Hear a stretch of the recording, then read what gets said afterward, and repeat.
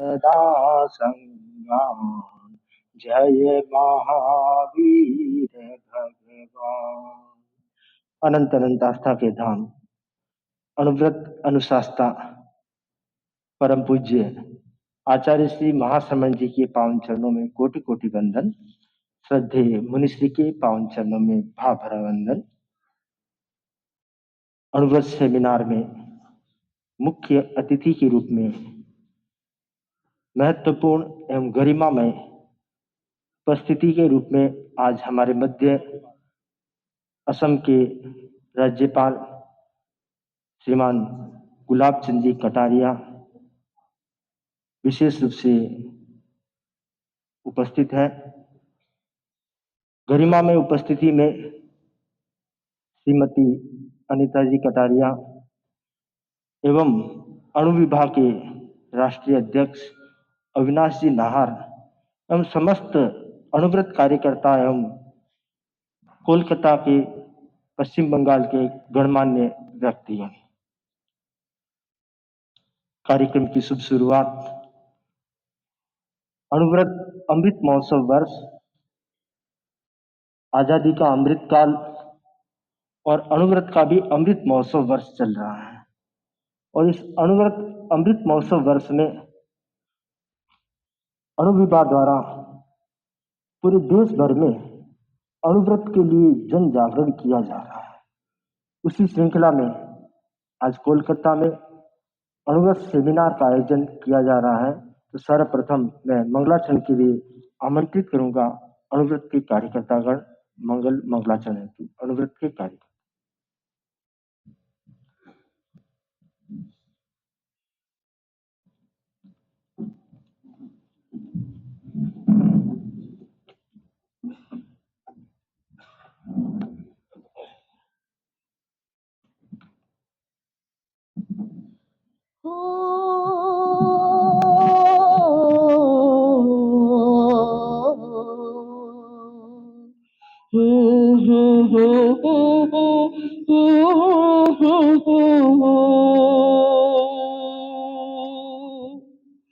नैतिकता की सुर सरिता में जन जन मन पावन हो, संयममय जीवन हो, संयममय जीवन हो। अपने से अपना अनुशासन अनुव्रत की परिभाषा, वर्ण जाति या संप्रदाय से मुक्त धर्म की भाषा, छोटे छोटे संकल्पों से मानस परिवर्तन हो, संयममय जीवन हो, संयममय जीवन हो। मैत्री भाव हमारा सबसे प्रतिदिन बढ़ता जाए, समता सह अस्तित्व समन्वय नीति सफलता पाए, शुद्ध साध्य के लिए नियोजित मात्र शुद्ध साधन हो, संयममय जीवन हो, संयममय जीवन हो। विद्यार्थी या शिक्षक हो, मजदूर और व्यापारी, नर हो नारी बने नीतिमय जीवन चर्या सारी, कथनी करनी की समानता में गतिशील चरण हो, संयममय जीवन हो, संयममय जीवन हो।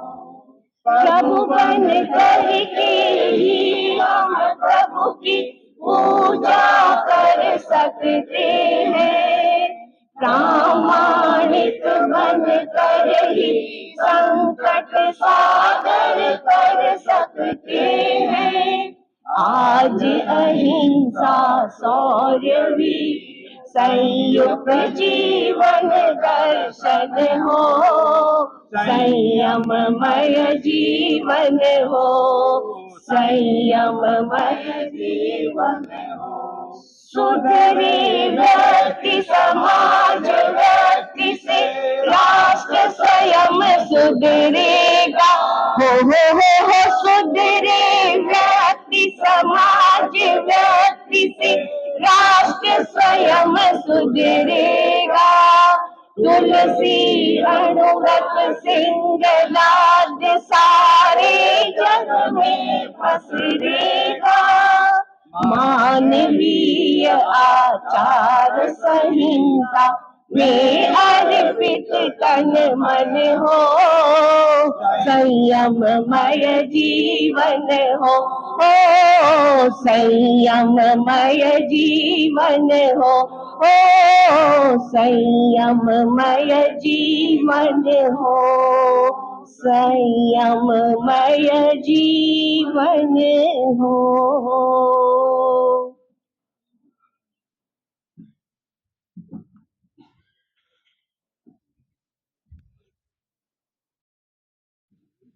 मंगलाचरण के पश्चात मैं निवेदन करूंगा श्रद्धेय मुनि श्री जिनेश कुमार जी स्वामी से अनुव्रत आचार संहिता के वाचन के लिए। आप सभी श्रोताओं से अनुरोध है कि अपने अपने स्थान पर खड़े होकर मुनि श्री जैसे पंक्ति दोहराएंगे वैसे आप लोगों को पुनः पंक्ति दोहराने का प्रयास करना है। निवेदन मुनि से। मैं किसी भी निरपराध प्राणी का संकल्प पूर्वक वध नहीं करूंगा। मैं आत्महत्या नहीं करूंगा। मैं भ्रूण हत्या नहीं करूंगा। मैं आक्रमण नहीं करूंगा। आक्रामक नीति का समर्थन नहीं करूंगा। विश्व शांति तथा निशस्त्रीकरण के लिए प्रयास करूंगा। मैं हिंसात्मक एवं तोड़ फोड़ मूलक प्रवृत्तियों में भाग नहीं लूंगा। मैं मानवीय एकता में विश्वास करूंगा। जाति रंग आदि के आधार पर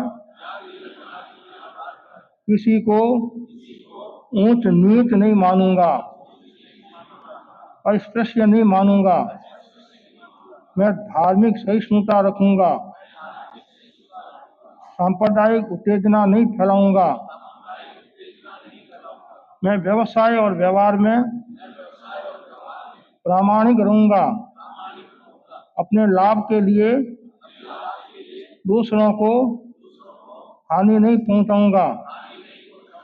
छलनापूर्ण व्यवहार नहीं करूंगा।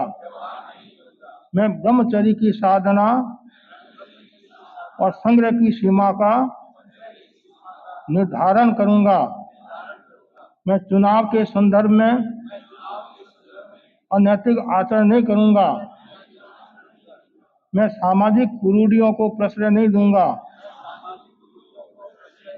मैं व्यसन मुक्त जीवन जीऊंगा।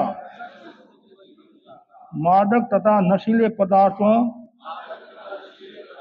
शराब, गांजा, चरस, हेरोइन, भांग, तंबाकू आदि का सेवन नहीं करूंगा। मैं पर्यावरण की समस्या के प्रति जागरूक रहूंगा। हरे भरे वृक्ष नहीं काटूंगा। पानी बिजली आदि का अपव्यय नहीं करूंगा। सभी भाई बहनों को कहना चाहता हूं, ज्यादा से ज्यादा अनुव्रत आचार संहिता को अपनाएं।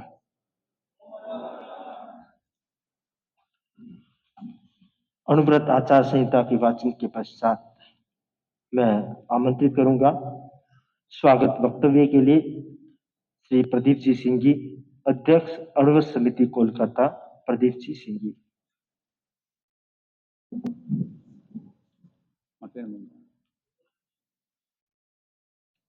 अणवत अनुशास्ता आचार्य श्री महाश्रमण जी के चरणों में श्रद्धा सिक्त नमन। अत्र विराजित मुनि श्री जिनेश कुमार जी एवं सहवर्ती मुनिवृंद के चरणों में भाव भरा नमन। समारोह के मुख्य अतिथि असम के राज्यपाल महामहिम गुलाब चंद जी साहब कटारिया एवं असम की प्रथम महिला श्रीमती अनीता जी कटारिया, अणु विभाग के राष्ट्रीय अध्यक्ष श्री अविनाश जी नाहर, वरिष्ठ उपाध्यक्ष श्री प्रताप जी दुग्गड़, अमृत महोत्सव के राष्ट्रीय संयोजक श्री संजय जी जैन, महामंत्री श्री भीकम जी सुराना एवं सभी संस्थाओं के पधारे हुए सम्मानित पदाधिकारीगण, उपस्थित धर्म प्रेमी भाइयों एवं बहनों, अणवत समिति कोलकाता के तत्वावधान में अणवत आंदोलन के 75वें वर्ष पर राज्य स्तरीय अणवत सेमिनार में आप सभी का हृदय से स्वागत, अभिनंदन। मुझे आज कवि रविंद्रनाथ टैगोर की वो पंक्तियां याद आ रही है जिसमें उन्होंने ये वर्णन किया था कि अकेले चलो। যদি তোর ডাক শুনে কেউ না আসে তবে একলা চলো রে, যদি তোর ডাক শুনে কেউ না আসে তবে একলা চলো রে, একলা चलो একলা चलो একলা चलो रे। इसी संदर्भ में अणवत आंदोलन प्रवर्तक आचार्य श्री तुलसी ने भी कहा, जो जो चरण बढ़ेंगे आगे स्वतः मार्ग बन जाएगा, हटना होगा उसे बीच से जो बाधक बन आएगा, रुक न सकेगी मुड़ न सकेगी, रुक न सकेगी मुड़ न सकेगी, सत्य क्रांति की उज्ज्वल धारा वो तुम्हारे पावन पथ पर जीवन अर्पण है सारा। तो ये सारी बातें हैं सद्गुण की। हम कहते हैं कि सद्गुण हमारे भीतर आए, और इसी प्रकार मुस्लिम भी कहते हैं कि दुर्गुण हमारे से दूर जाए।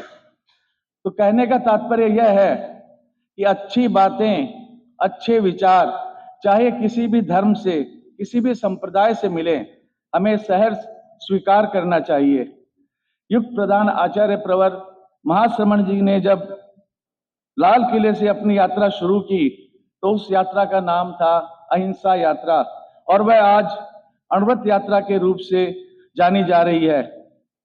अंत में मैं बस इतना ही कहूंगा, अणुव्रतों का यह संदेश, अणुव्रतों का यह संदेश, व्यसन मुक्त हो सारा देश। अणुव्रतों का यह संदेश, जय अणुव्रत।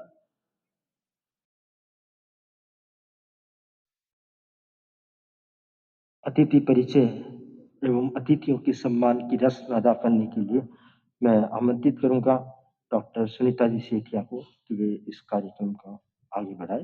डॉक्टर सुनीता जी सेठिया।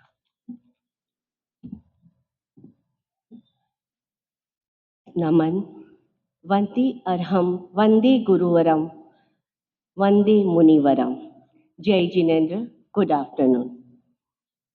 आज 31 आसाम के राज्यपाल महामहिम श्री गुलाब चंद जी कटारिया का स्वागत करते हुए मुझे अत्यंत हर्ष और प्रसन्नता की अनुभूति हो रही है।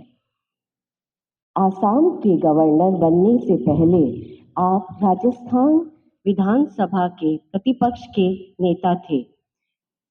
अपने लंबे श्रम व शानदार पारी को अच्छे से खेलने के बाद कार्यक्रम में आप अपने राजस्थान के गृह मंत्री के रूप में 2004 से 2008 तक सेवाएं दी। आप राजस्थान के शिक्षा मंत्री, पीडब्ल्यूडी मंत्री और पंचायती राज मंत्री रह चुके हैं। इसी के साथ ही साथ झीलों की नगरी उदयपुर से जुड़े हुए श्रीमान कटारिया जी का जन्म 1944 में हुआ। आपकी धर्मपत्नी श्रीमती अनीता जी कटारिया बहुत ही सरल, सौम्य व मधुर भाषी हैं। उनका सरल व्यक्तित्व के कारण ही आज कटारिया जी भाई साहब हमारे समाज में हर क्षण, हर क्षेत्र में सेवाएं दे रहे हैं। इस अवसर पर उनका भी आज मैं हार्दिक अभिनंदन करती हूँ। कटारिया जी का तेरापन धर्म संघ के साथ सदैव आत्मिक संबंध रहा है। आज अनुव्रत के इस सेमिनार में कला मंदिर के प्रांगण में मुनिश्री के सानिध्य में आपकी उपस्थिति को मैं डॉक्टर सुनीता सेठिया प्रणाम करती हूँ और अभिनंदन करती हूँ। और 5 पुत्रियों के द्वारा ये रत्न जड़ों से जड़ित है। इसी प्रकार ये आज हमारे बीच उपस्थित है श्रीमान गुलाब जी कटारिया, जिन्हें हम आज पूरा कला मंदिर सुनने, जानने और इनसे मिलने के लिए इंतजार कर रहे हैं, सुनने के लिए आतुर हैं। ओम अरहम, जय जिनेन्द्र, जय अनुव्रत।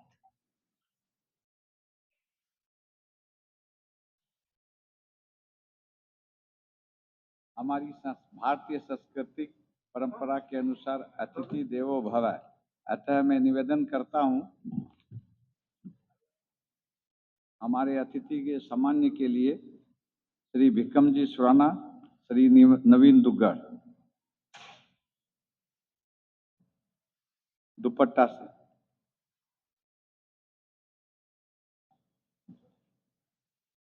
यहाँ तो खाली पुस्तक भेंट करते हो, आप ये नया कहाँ से निकालते हो?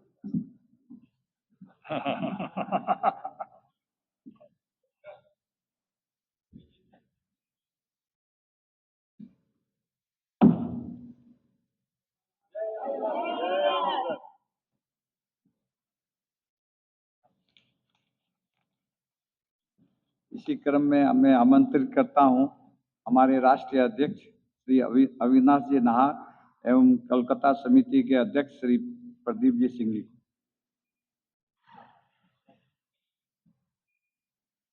मोमेंट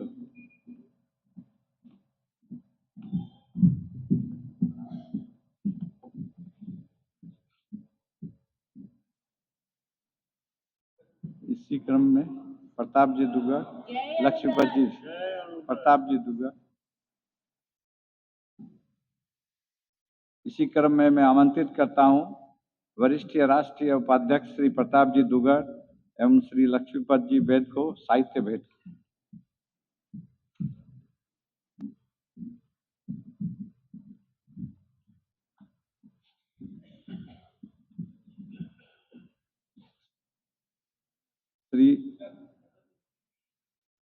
श्री दीपक जी नखत, अध्यक्ष हावड़ा समिति, अनुबंध समिति एवं श्री वेद बोहरा, मंत्री हावड़ा समिति साहित्य।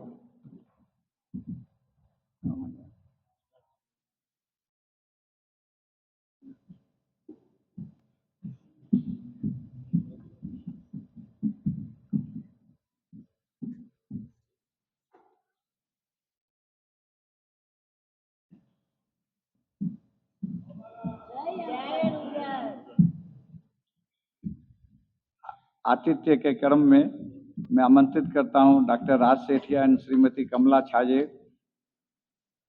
अतिथि अनीता कटारिया जी के सम्मान के लिए।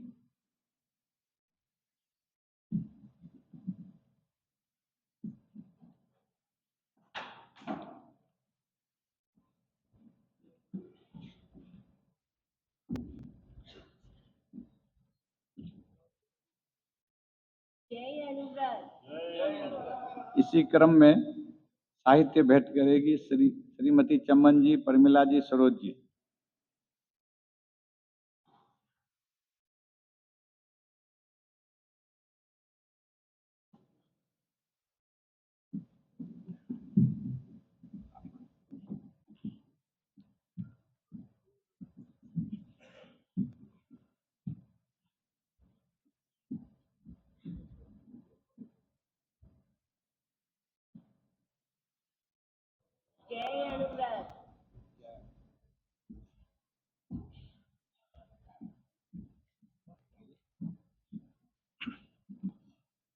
हाँ अनिता जी।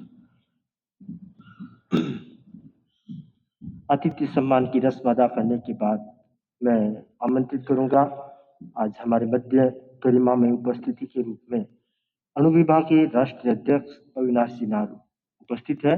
मैं उन्हें आमंत्रित करूंगा अणुव्रत अमृत महोत्सव के संदर्भ में और आज के इस अणुव्रत सेमिनार के संदर्भ में अपने उद्गार व्यक्त करने हेतु राष्ट्रीय अध्यक्ष अविनाश जी नारू।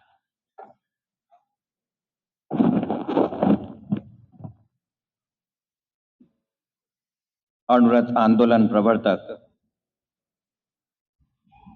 गणाधिपति पूज्य गुरुदेव के श्री चरणों में श्रद्धा सिक्त नमन। अणुव्रत के द्वितीय अणुव्रत अनुशासता आचार्य महाप्रज्ञ जी को वंदन।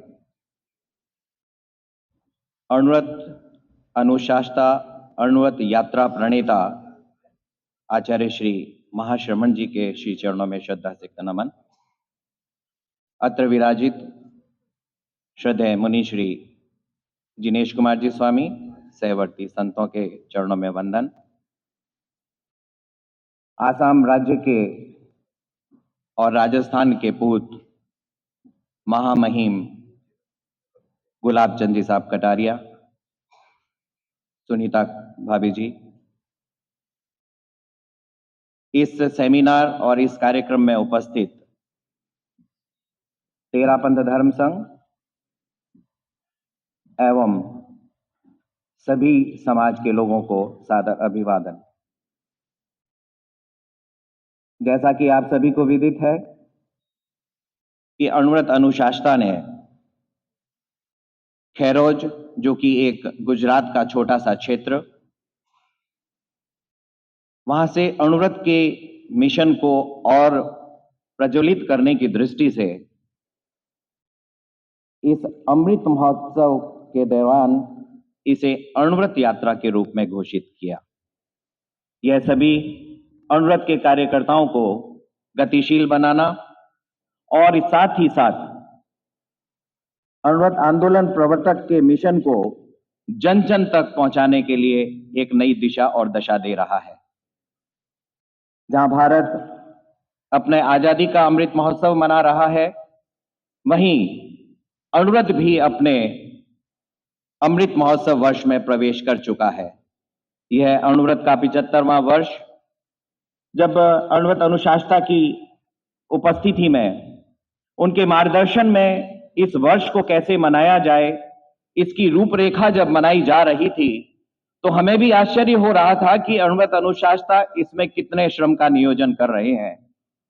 मैं आदरणीय महामहिम महोदय से निवेदन करना चाहता हूं कि यह पूत भी राजस्थान का पूत है, सरदार शहर से जन्मा यह व्यक्तित्व है, और आप स्वयं भी राजस्थान से हैं, चाहे सुदूर आसाम के राज्यपाल महोदय के रूप में आप वहां प्रतिष्ठित हैं, लेकिन आपका और ज्यादा एक दायित्व बन गया, एक आपका मिशन के साथ में जुड़ने का दायित्व बन गया। ऐसा मैं मानता हूं कि जो बात राजस्थान से उठी थी, वह अब न केवल आसाम अपितु आपके माध्यम से पूरे देश में भी प्रचारित प्रसारित होनी चाहिए।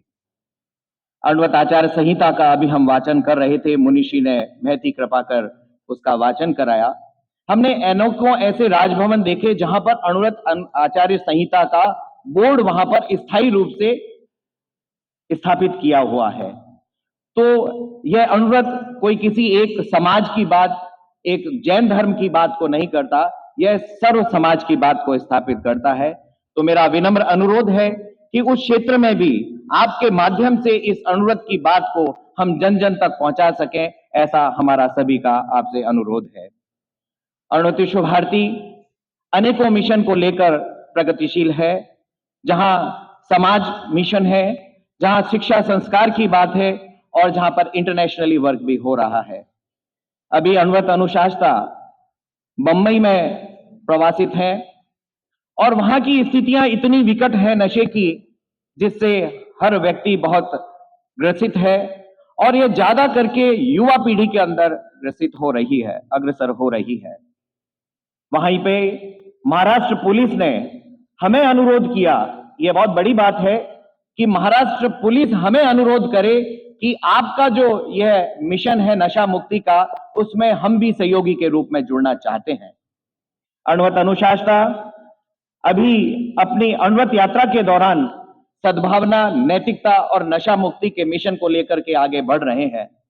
और जब से यह अणुव्रत अमृत महोत्सव की घोषणा हुई है, मुझे कहते हुए एक सात्विक प्रसन्नता की अनुभूति होती है कि जब अणुव्रत वाहिनी जो एक वाहन हमने अणुव्रत यात्रा के दौरान प्रारंभ किया है, उसमें पूज्य प्रवर जो भी छोटे छोटे क्षेत्रों में जाते हैं, वहां पर अणुव्रत की बात को प्रमुखता से रखते हैं और सुदूर गांवों में या छोटे छोटे क्षेत्रों में भी जो लोग हैं उन्हें अणुव्रत की बात को शिरोधार्य करने के लिए प्रेरणा बातें प्रदान करते हैं। हम सब भी संकल्पित हों कि जब पूज्य प्रवर और स्वयं मुनिश्री जिनेश कुमार जी जो आज कलकत्ता में विराजित है, कितने अपने श्रम का नियोजन कर रहे हैं। इनका पसीना तो हमें नजर आ जाता है इनकी पछेवड़ी में, और हम लोग तो क्योंकि 2-3 कपड़े पहनते तो शायद धीरे धीरे नजर आता होगा, लेकिन हमें यह प्रयास करना चाहिए, हमें यह श्रम अपना नियोजित करना चाहिए कि जिस तरह से आचार्य तुलसी ने इस अणुव्रत आंदोलन को जन जन तक पहुंचाया था। आदरणीय महामहिम महोदय, जब आचार्य तुलसी के समक्ष कोई भी व्यक्ति जाता, चाहे किसी भी धर्म संप्रदाय का व्यक्ति जाता, वे सर्वप्रथम उससे अणुव्रत की बात किया करते थे, क्योंकि यह जनमानस से जुड़ा हुआ अभियान है। मैं चाहता हूं कि हम सब मिलकर आज के इस शुभ अवसर पर जो एक सेमिनार का आयोजन किया गया है, अणुव्रत सेमिनार का, उसमें हम मुनिषी को भी सुनेंगे, आदरणीय महामहिम महोदय को भी सुनेंगे, पर यह संकल्प लेकर के हम जाएं कि इस मिशन से इस समाज का, तेरापंथ समाज का व्यक्ति ही नहीं, संपूर्ण देश का व्यक्ति इस क्रम के साथ में जुड़े, क्योंकि यह केवल अणुव्रत प्रचार प्रसार का माध्यम नहीं है, यह एक लाइफ स्टाइल है। और मैं मानता हूं कि आज का हर व्यक्ति लाइफ के प्रति बहुत ज्यादा सजग है। वह चाहता है कि उसकी मानसिक स्थिति अच्छी रहे, उसकी शारीरिक स्थिति बहुत अच्छी रहे। और मैं यह दावे के साथ में कह सकता हूं, मैं महामहिम महोदय के श्री चरणों में यह पुस्तिका अणुव्रत आंदोलन की संप्रेषित करूंगा। इसमें आप देखेंगे कि गणाधिपति पूज्य गुरुदेव ने किस तरह से इसे निष्पादित किया और वर्तमान अणुव्रत अनुशासता इसमें अपने किस तरह से श्रम का नियोजन कर रहे हैं। तो हम भी संकल्पित हों और इस अणुव्रत आंदोलन को, इस अणुव्रत अमृत महोत्सव को हर्षो उल्लास के साथ में जन जन तक पहुंचाने का सलक्ष्य प्रयास करें। यह जनता सिर्फ सुनने मात्र तक ऐसा न करे कि हम यहाँ आए और बात सुनी और हम अपने अपने स्थानों पे चले गए।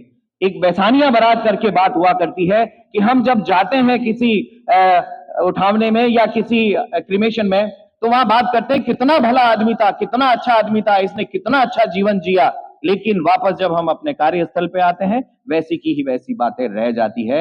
ये अणुव्रत ऐसा न बने कि हम सिर्फ बात करते रह जाएं, ये हमारे मन में उतरना चाहिए। और मैं आपको दावे के साथ में कहता हूं कि अणुव्रत विश्व भारती के जो 44 प्रकल्प है, एक एक प्रकल्प की अगर मैं यहाँ चर्चा करूंगा तो बहुत समय बीत जाएगा। उन 44 प्रकल्पों के साथ में आप योगबूत बनेंगे। कलकत्ता का समाज बहुत सुदृढ़ समाज है और हम इसी अभिलाषा के साथ में आए हैं कि आपका एक एक सहयोग इस अणुव्रत आंदोलन को गतिशील बनाने में योगभूत बनेगा। मैं मुनिषी के प्रति बहुत बहुत कृतज्ञता के भाव ज्ञापित करता हूं कि आपने आज इस अवसर पर हमें भी आने का अवसर दिया और इस अवसर बोलने के लिए हमें आमंत्रित किया। एक बार पुनः आप सभी को बहुत बहुत शुभकामनाएं कि हम इस मिशन को यूं ही सब मिलकर आगे बढ़ाते रहेंगे। मैं ये प्रति आदरणीय राज्यपाल महोदय को निवेदित करता हूं।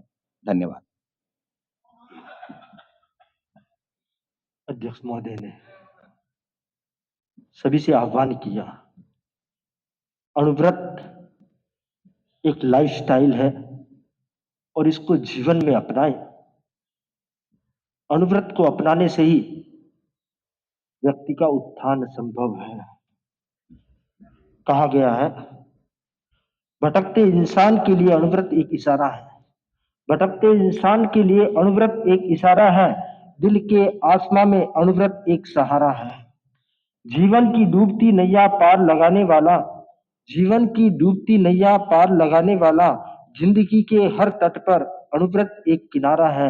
जिंदगी के हर तट पर अणुव्रत एक किनारा है। तो हम अणुव्रत अमृत महोत्सव के संयोजक आज हमारे मध्य उपस्थित है। अणुव्रत का अमृत महोत्सव चल रहा है, तो मैं उन्हें आमंत्रित करूंगा। अणुव्रत अमृत महोत्सव के संदर्भ में अपनी बात रखेंगे श्री संचय जी जैन।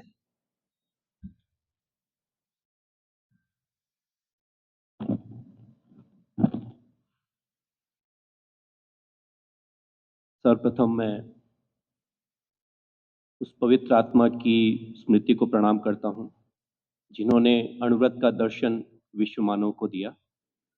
अणुव्रत अनुशासनता के प्रति अपने कृतज्ञ भाव व्यक्त करते हुए यहाँ विराजित श्रद्धेय मुनिश्री जिनेश कुमार जी के चरणों में वंदन, मुनिश्री परमानंद जी, मुनिश्री कुणाल जी के चरणों में वंदन।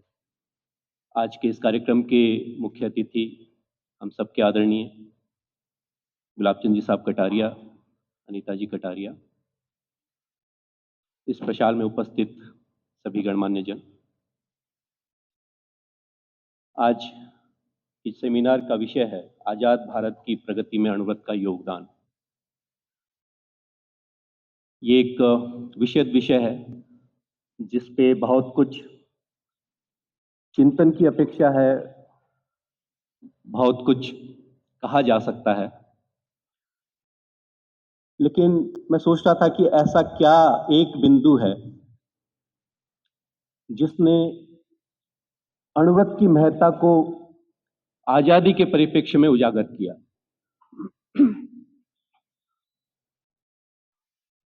आजादी देश को मिली, लेकिन अणुव्रत का सबसे बड़ा योगदान यह है कि अणुव्रत ने असली आजादी का रास्ता देश को दिखाया। जो आजादी हमें मिली 15 अगस्त 1947 को, आचार्य तुलसी ने उस समय यह कहा था कि यह आजादी हमारे लिए पर्याप्त नहीं है। जब तक हम असली आजादी नहीं अपनाएंगे तब तक इस आजादी का लाभ पूर्णतः हमें नहीं मिल पाएगा।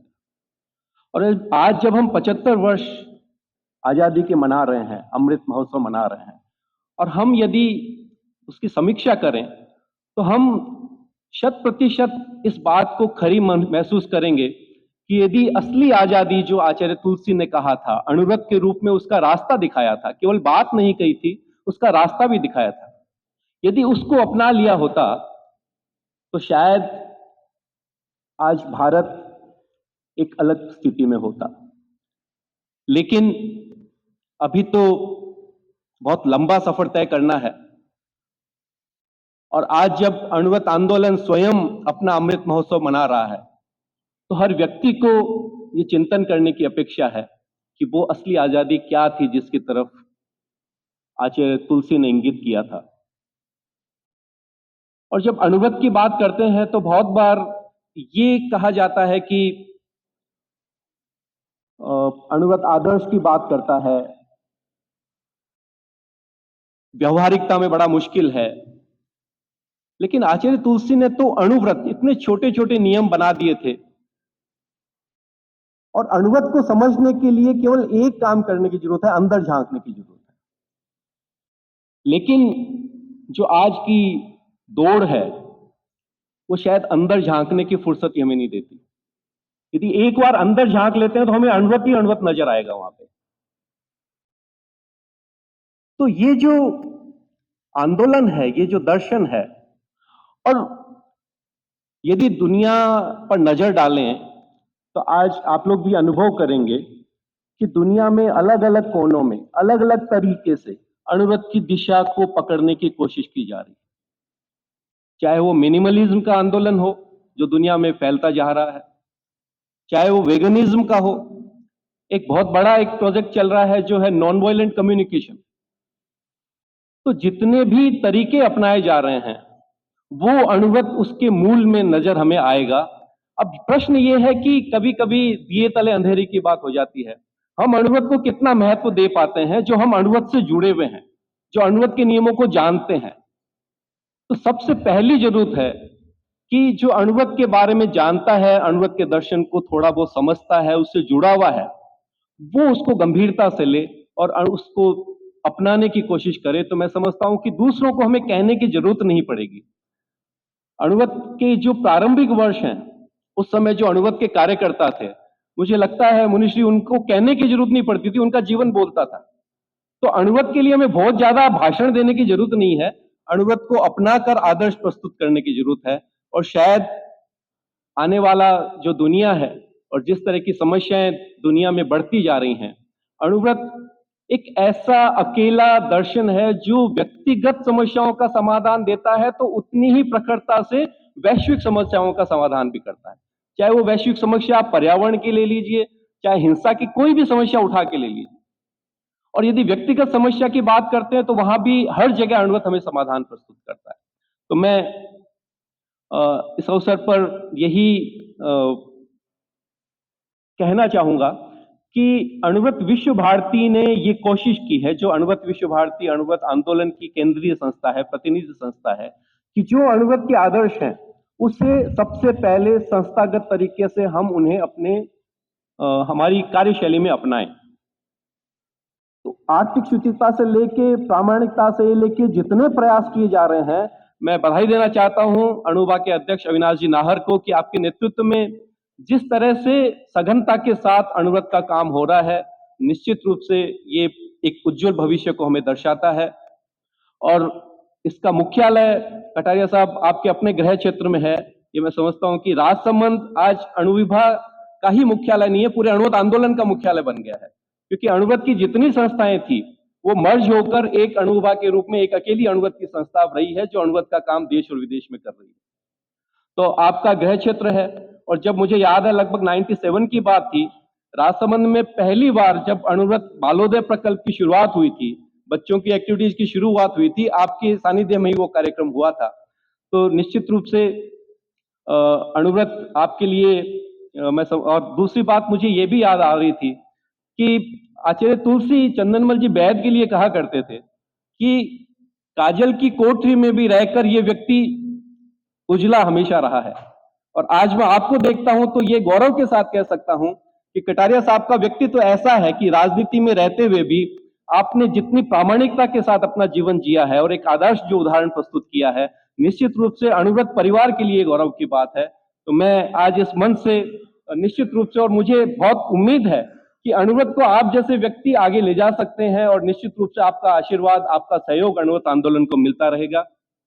आदरणीय श्रद्धेय मुनिश्री का जो अणुव्रत के प्रति एक लगाव है, जो रुचि है, कल लगभग आधा पौन घंटा आपसे जो चर्चा हो रही थी, तो ये जो चरित्र आत्माओं की जो ताकत है अणुव्रत के पीछे, ये सबसे बड़ी ताकत है। ये ताकत शायद ही किसी आंदोलन को प्राप्त होगी जहां पर सैकड़ों चरित्र आत्माओं की ताकत उसमें लगी है। तो ये सब कुछ मिलकर अणुव्रत आंदोलन को एक नई दिशा देंगे, एक नई गति देंगे। इसी आशा और विश्वास के साथ बहुत बहुत धन्यवाद। बहुत सुंदर। अब मैं आमंत्रित करूंगा अणुव्रत गीत के संगान के लिए बाल मुनि कुणाल कुमार जी।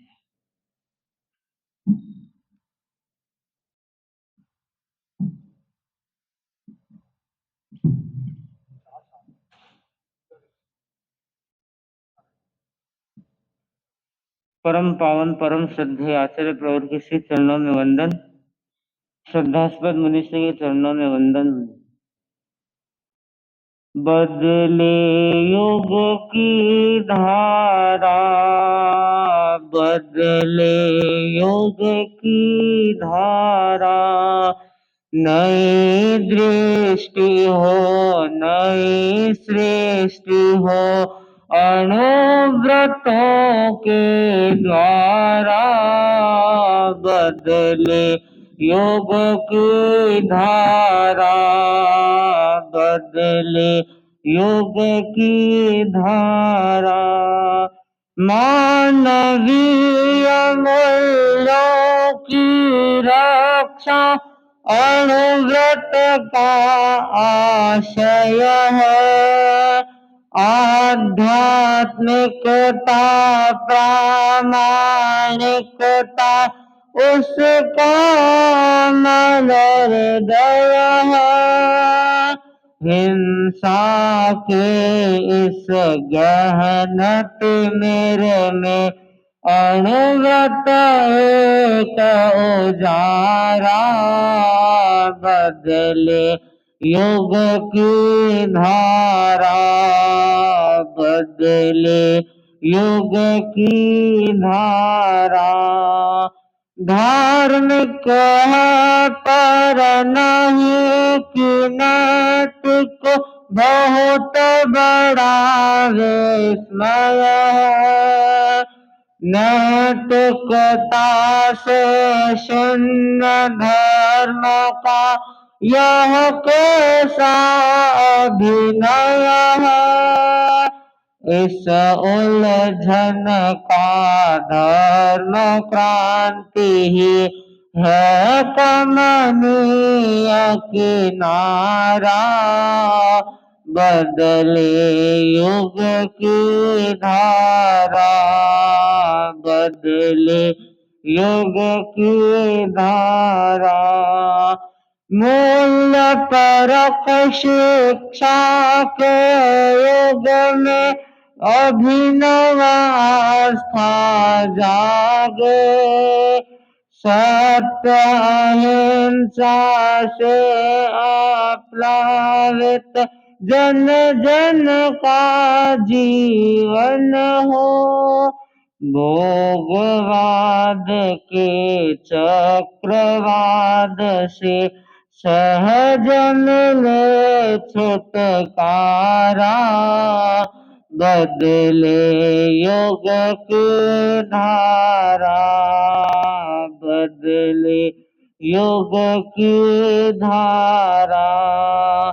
व्यक्ति बनेगा स्वस्थ तभी तो स्वस्थ समाज बनेगा, सघन स्वार्थ की मूर्छा का उपचार व्रत देगा, प्रकटे अब परमार्थ चेतना, उपकृत हो जग सारा, बदले युग की धारा, बदले युग की धारा।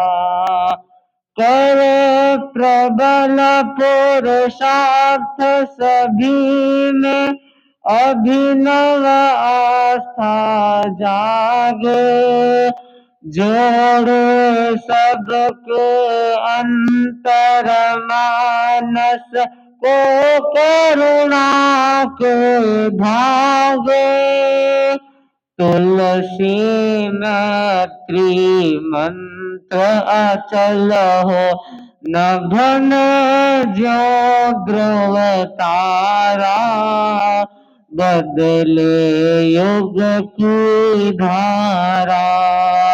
नई दृष्टि हो, नई सृष्टि हो, अनुव्रतों के द्वारा, बदले युग की धारा, बदले युग की धारा।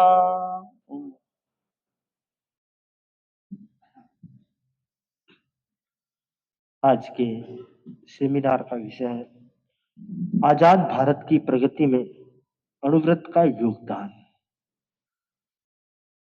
प्रगति अनेक प्रकार की हो सकती है। स्वामी विवेकानंद जब विदेश गए थे तब उनकी वेशभूषा देखकर वहां के लोगों ने मजाक उड़ाया।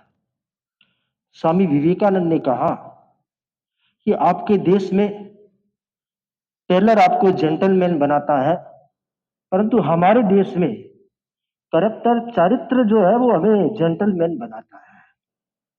तो आचार्य तुलसी ने भारत की आजादी के साथ ये अभियान प्रारंभ किया कि देश को ऊपर उठाना है तो देश के नागरिकों का चरित्र उन्नत होना चाहिए, और उस उन्नत चरित्र के निर्माण के लिए उन्होंने भारतवर्ष में हजारों किलोमीटर की यात्राएं कर जन जन को अणुव्रत का संदेश दिया, और उनसे लाखों लाखों लोग प्रभावित होकर उन्होंने अपने जीवन को संयमित जीवन शैली में, नशा मुक्त जीवन शैली में, रूढ़ि मुक्त जीवन शैली में, अस्पृश्यता निवारण जीवन शैली में और भी अनेक प्रकार की जो उनका मार्गदर्शन प्राप्त हुआ उसके अनुसार अपने आप को ढाला।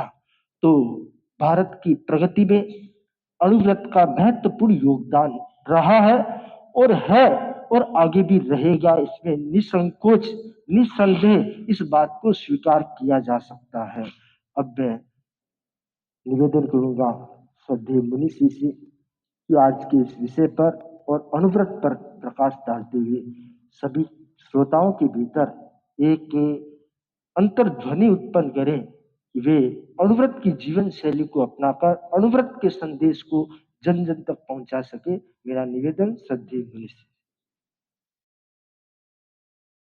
ओम अरहं सुगुरु शरणं शरणं मिटे मरणं सहज हो मन सगे चेता करे दर्शन स्वयं के हम माने अरहं माने अरहं माने अरहं।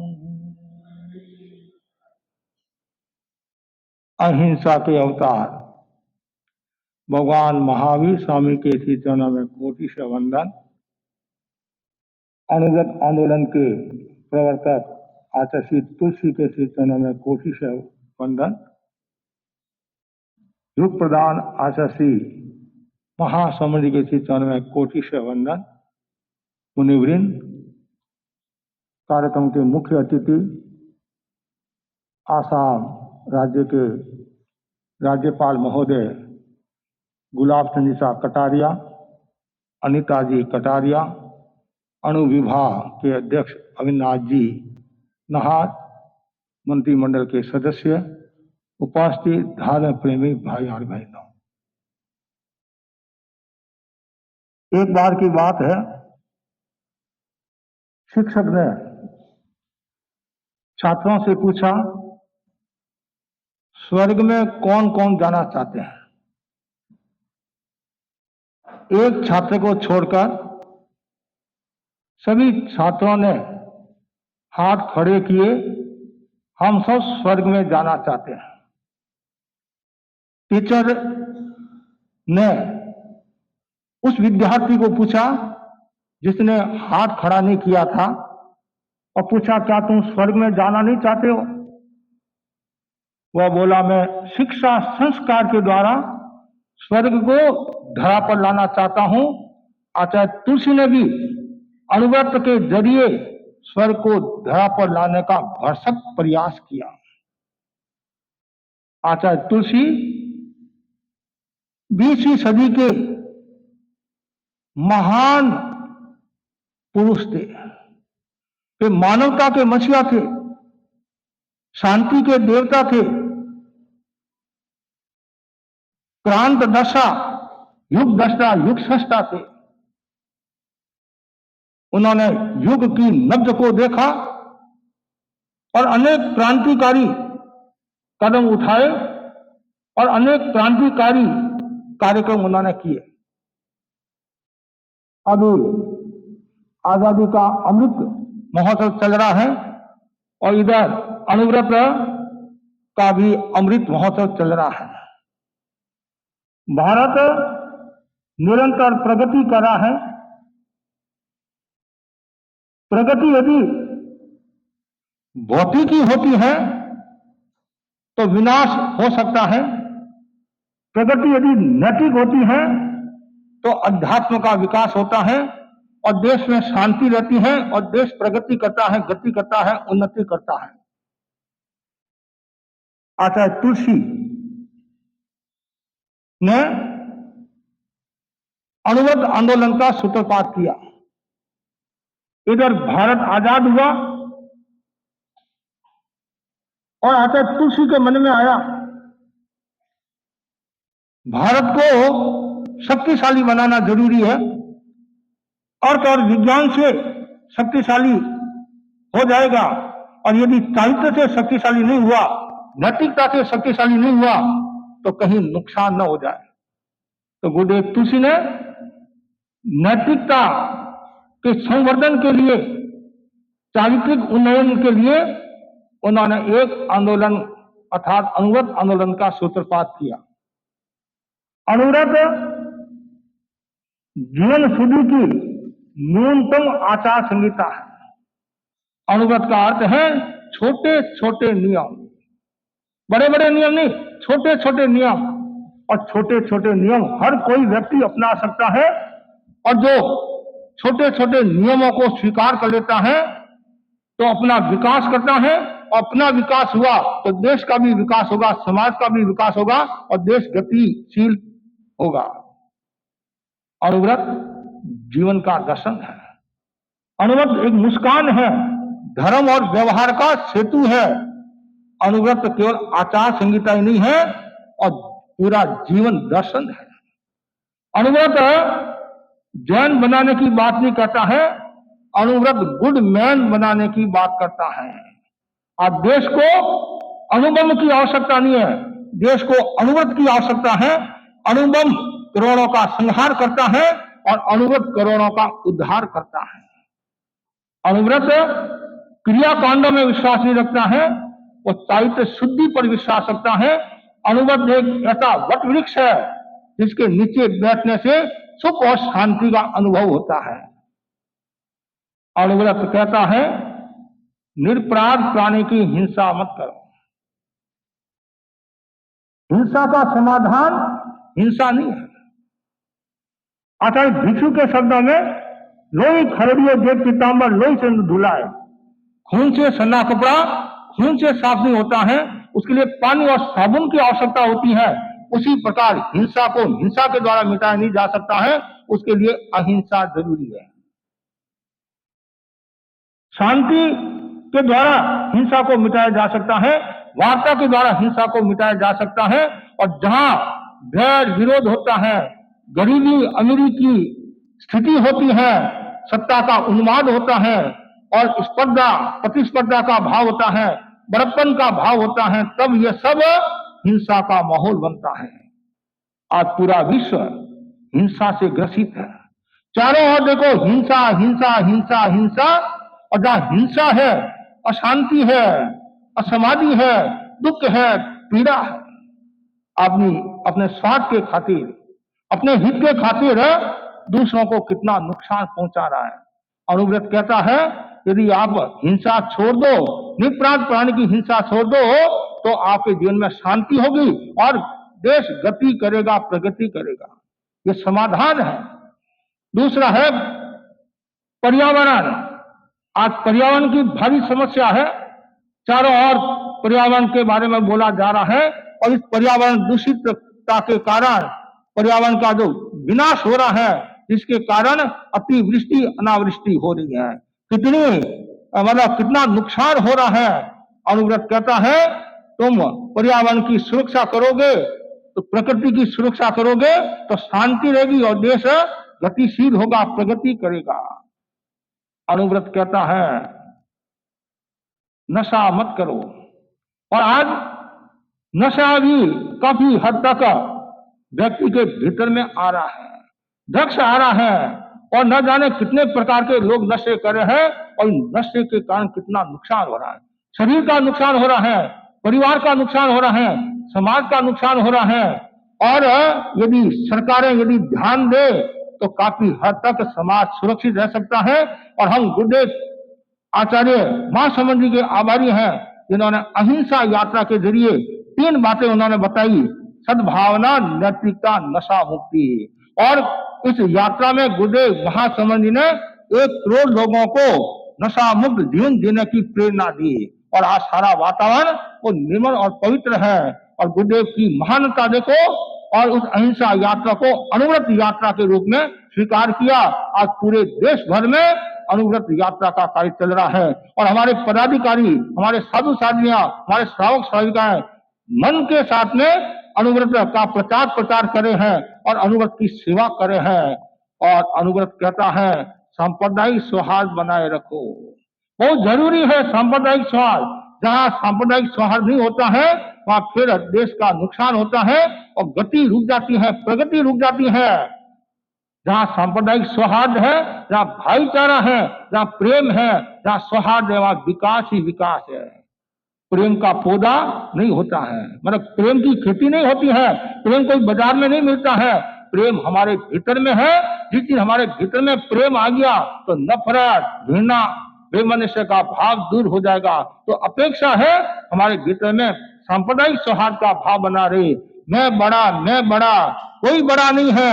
ऐसे देखे तो सब बड़े हैं, सब मानव है। मतलब सांप्रदायिक स्वाद, सबसे पहले ये भावना भाव, मैं इंसान हूँ। गुरुदेव तुलसी के शब्दों में सबसे पहले मैं इंसान हूँ, बाद में हिंदू या मुसलमान हूँ। कितनी गहरी बात है। मनुष्य जाति एक है भगवान महावीर के शब्दों में, और सबका खून क्या है? लाल है। सबका खून लाल है, किसी का सफेद खून नहीं है, तो खून लाल है। मनुष्य जाति है, हम सब एक देश के हैं, तो प्रेम और सौहार्द से रहना चाहिए। और जहाँ प्रेम और सौहार्द की गंगा बहती है, वहाँ देश गति करता है और प्रगति करता है। और आगे बताया गया है कि मतलब मांसाहार से भी व्यक्ति को परहेज रखना चाहिए। और जहाँ मांसाहार होता है वहाँ भी समस्या आती है और दुख पीड़ा बढ़ती है। और ब्रह्मचर्य की साधना बहुत ऊंची साधना है, और व्यक्ति यदि ब्रह्मचर्य की साधना करता है, कम से कम मतलब परिस्त्री गमन, वेश्या गमन से व्यक्ति को दूर रहना चाहिए। और मन में ये भावना भानी चाहिए कि मैं ब्रह्मचर्य की साधना करूं। संपूर्ण रूप से नहीं कर सकते हैं तो श्रद्धा संतोष व्रत की साधना करना, इतनी यदि आदमी व्यक्ति करता है तो भी वह काफी अनर्थ से बच सकता है। और व्यवसाय में प्रामाणिकता का भाव, मिलावट नहीं होनी चाहिए, नैतिकता ईमानदारी से कार्य करना चाहिए। यदि व्यवसाय में मिलावट है, व्यवसाय में यदि अनैतिकता है, बेईमानी है, तो वहां देश गति नहीं करेगा, प्रगति नहीं करेगा। और यदि व्यवसाय में प्रामाणिकता है तो आत्मा में भी शांति रहेगी, घर में भी शांति रहेगी और समाज में भी शांति रहेगी। अनुव्रत का मूल जो उद्घोष है वो क्या है? संयम में खलु जीवनम, संयम ही जीवन है। और सबके जीवन में यदि संयम आ जाए तो काफी विकास हो जाएगा। लेकिन आज की जो ज्वलंत समस्या है, प्राय सबके मन में ये अर्थ की जो दौड़ है और ये भौतिकता का युग होने के कारण व्यक्ति के भीतर में असंयम पनप रहा है। और जहाँ असंयम है वहाँ हिंसा है, भोग है, रोग है और आक्रमण का भाव रहता है। और जहाँ संयम होगा तो आनंद ही आनंद है। गुरुदेव तुलसी फरमाते थे, संयम है खलु जीवनम, संयम ही जीवन है। और नैतिकता का जो गीत है, संयम में जीवन हो, एक यदि सूत्र आप अपना ले तो आराम से आप अनुव्रत की साधना कर सकते हैं। और यदि आपने अनुव्रत के नियमों का पालन किया तो आप काफी हद तक आगे बढ़ सकते हैं। ये अनुव्रत के कुछ नियम हैं, उनमें महत्वपूर्ण नियम ये भी है, मैं सामाजिक कुरूढ़ियों को प्रश्रय नहीं दूंगा। आजकल तो काफी बदलाव भी आया है। आचार्य महासमुद्री भी खूब ध्यान दे रहे हैं कि मतलब मृत्यु भोज है, और भी मतलब मौत के समय कुरूढ़ियों का होता था, विवाह शादी में होता था। लेकिन धीरे धीरे इनको भी समाप्त करना है और कुरूढ़ियों को प्रश्रय नहीं देना है। और जो कुरूढ़ियों को प्रश्रय देता है तो उसका विकास हो जाता है। और आगे बताया गया है, चुनाव के संबंध में अनैतिक आचरण नहीं करूंगा। बहुत जरूरी है। आज वर्तमान हम सुनते हैं चुनाव में दारू बांटा जाता है, पैसा बांटा जाता है, वो बांटा जाता है, कितना नुकसान है। उस समय अनुव्रत के कार्यकर्ता वहां पहुंचे और अनुव्रत के बारे में बताए कि जो योग्य व्यक्ति है वो यदि संसद में आएगा, वो यदि विधानसभा में आएगा तो वो देश की सेवा करेगा, मानवता की सेवा करेगा। जो अनिति से आता है, घोटाला से आता है, बेईमानी से आता है, वो क्या देश की सेवा करेगा? तो ये जनता पर भी निर्भर करता है किस व्यक्ति को संसद में भेजना है और किस व्यक्ति को राज्यसभा में या किस व्यक्ति को मतलब क्या विधानसभा में भेजना। पंचायत के चुनाव होते हैं, कितनी हिंसा होती है, कितना आतंक छाया हुआ है। ये क्यों होता है?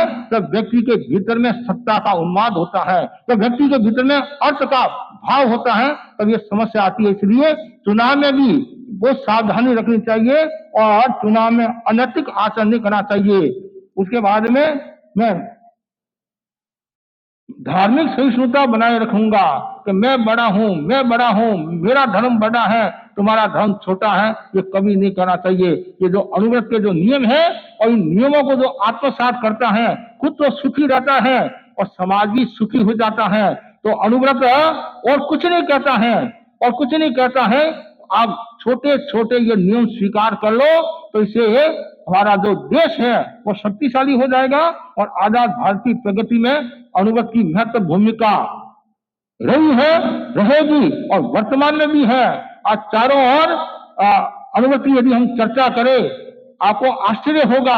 हम गुरुदेव तुलसी के आभारी हैं।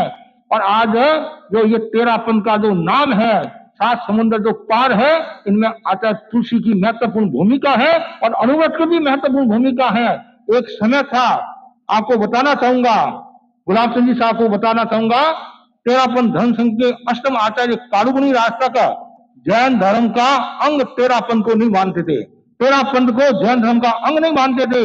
गुरुदेव तुलसी ने अपने कर्तृत्व और व्यक्तित्व के द्वारा, अपने कुछ कार्यक्रमों के द्वारा, कुछ आयामों के द्वारा और सार्वजनिक कार्यक्रम के द्वारा आज 13 पंथ 7 समंदर पहुंच गया है। कहने मतलब विदेशों में भी 13 पंथ हैं और विदेशों में भी अनुव्रत हैं।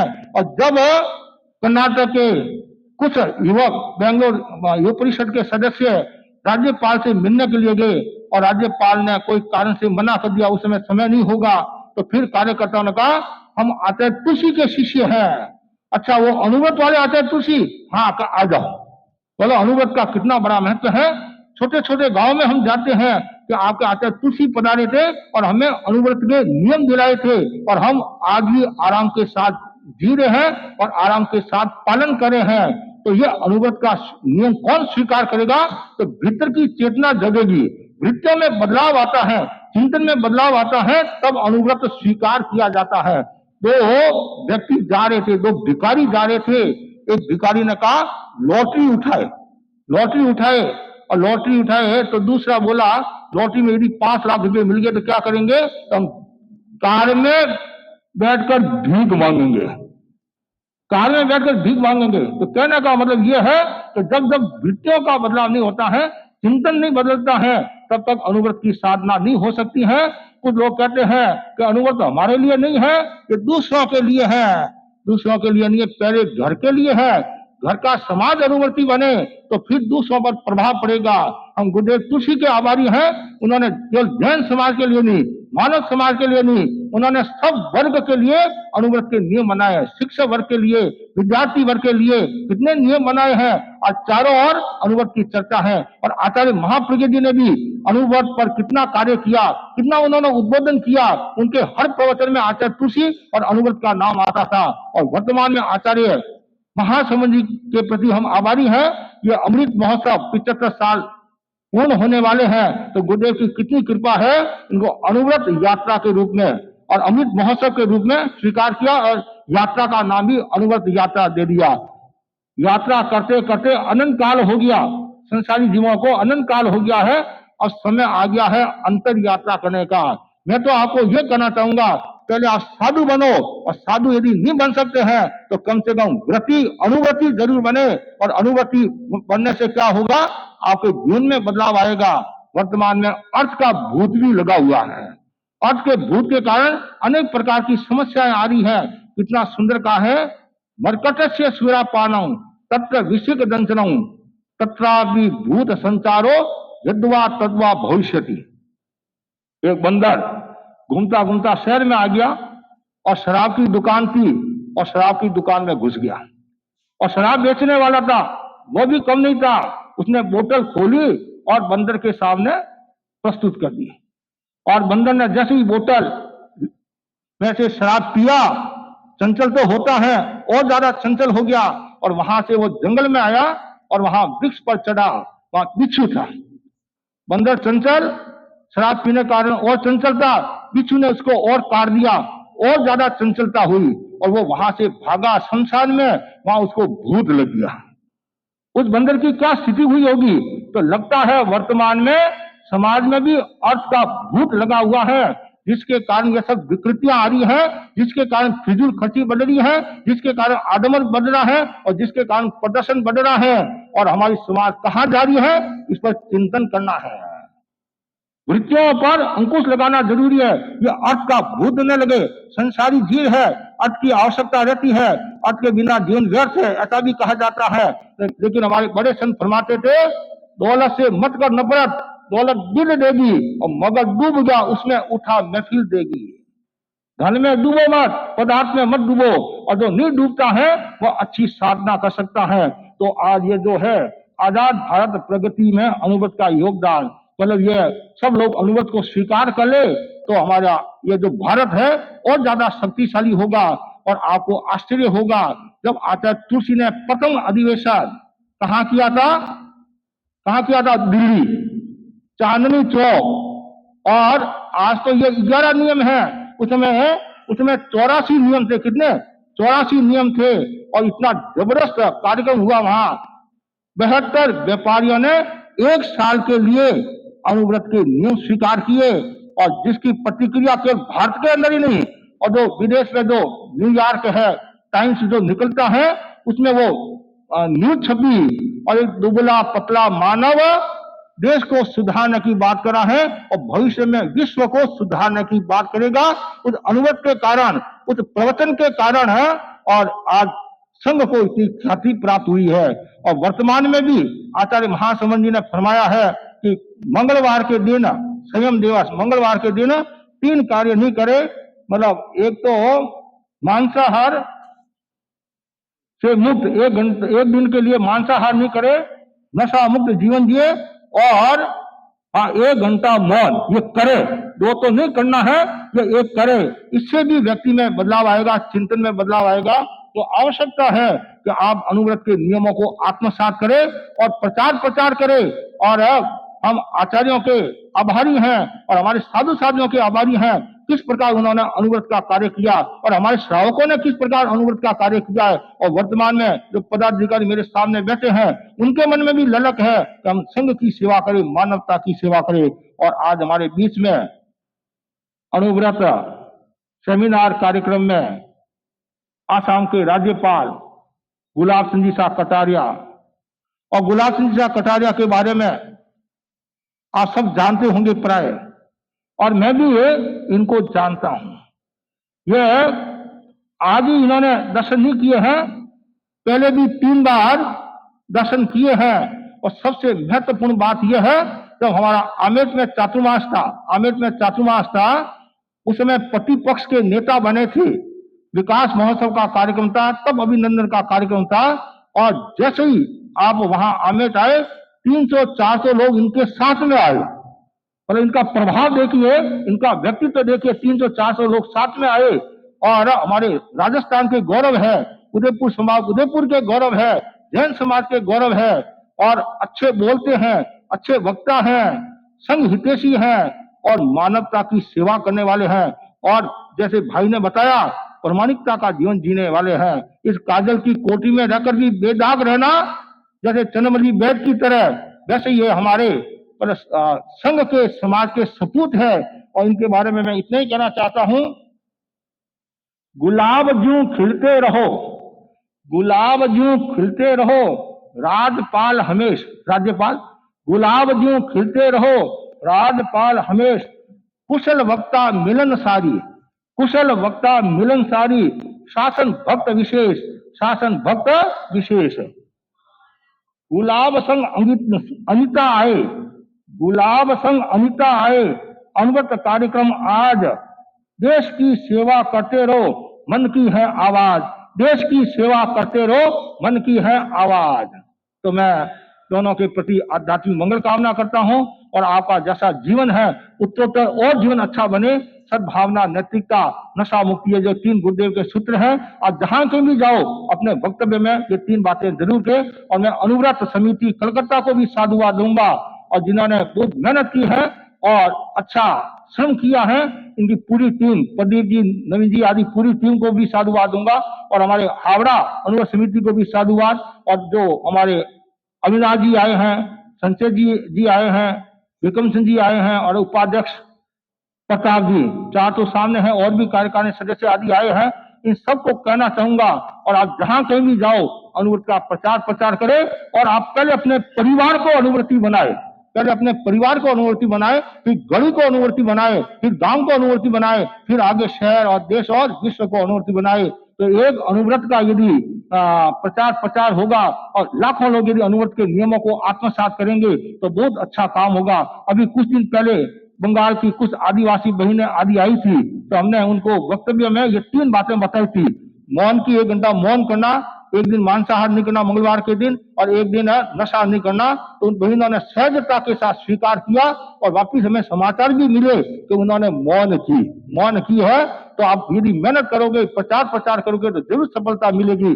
हम उड़ीसा में थे, और उड़िया लोगों के बीच में भी हमने अनुव्रत के बारे में बताया। उन लोगों ने भी नशा मुक्त जीवन जीने का संकल्प किया। तो प्रचार का बहुत है, और उड़ीसा के अंदर खूब काम हो सकता है, बंगाल में भी काम हो सकता है। तो मैं इस अवसर पर गुरुदेव की कृपा से, और हमारे ये चातुर्मास कलकत्ता चल रहा है, और यहाँ के श्रावक श्राविकाओं में अच्छी भक्ति है, अच्छी भावना है, और त्याग तपस्या का कर्म अच्छा चल रहा है। तो मैं सभी भाई बहनों को के प्रति आध्यात्मिक मंगल कामना, आपको संघ की सेवा करे, समाज की सेवा करे, इसी आशा के साथ ओम अरहम। मुनिषी ने अनुव्रत के संदर्भ में अनेक बातों का समावेश करते हुए अपना उद्बोधन प्रदान किया। अब मैं निवेदन करूंगा, आज हमारे मध्य उपस्थित है मुख्य अतिथि के रूप में असम राज्य के राज्यपाल महोदय गुलाब चंद जी कटारिया। आप एक जुझारू व्यक्तित्व के धनी हैं, और आपका प्रभाव पूरे राजस्थान में, और राजस्थान में नहीं भारतवर्ष में आपका प्रभाव है। तो मैं आपसे अनुरोध करूंगा, आज के इस अवसर पर आप अपना वक्तव्य प्रदान करें। श्रीमान गुलाब चंद जी कटारिया।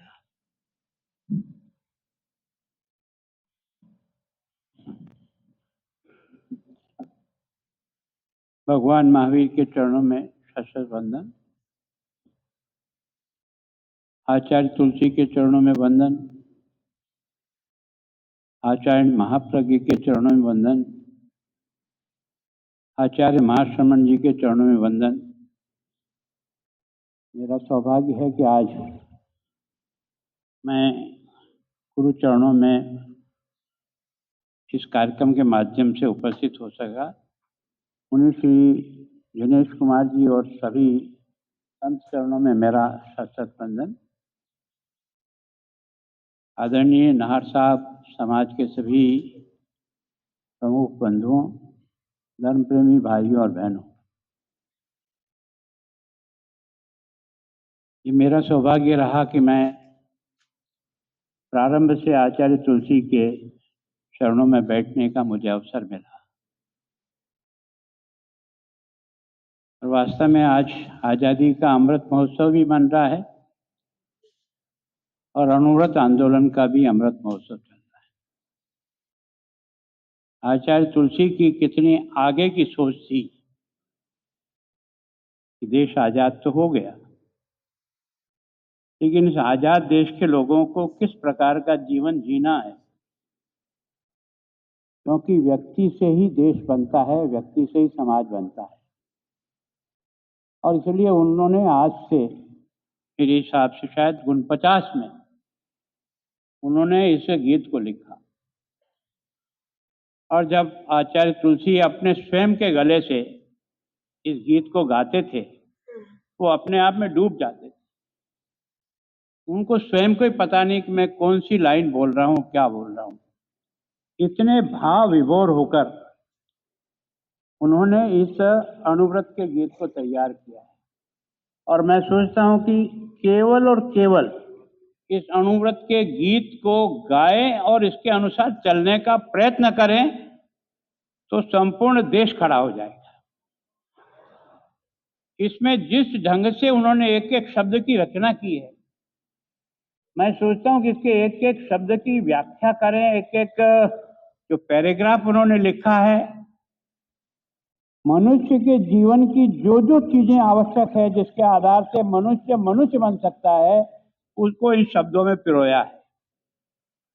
और मैं सोचता हूँ कि मेरा सौभाग्य है कि मैंने तीनों ही आचार्य के दर्शन भी किए, और उनके वर्षावार चातुर्मास में भी उनके सम्मुख बैठने का मुझे अवसर मिला।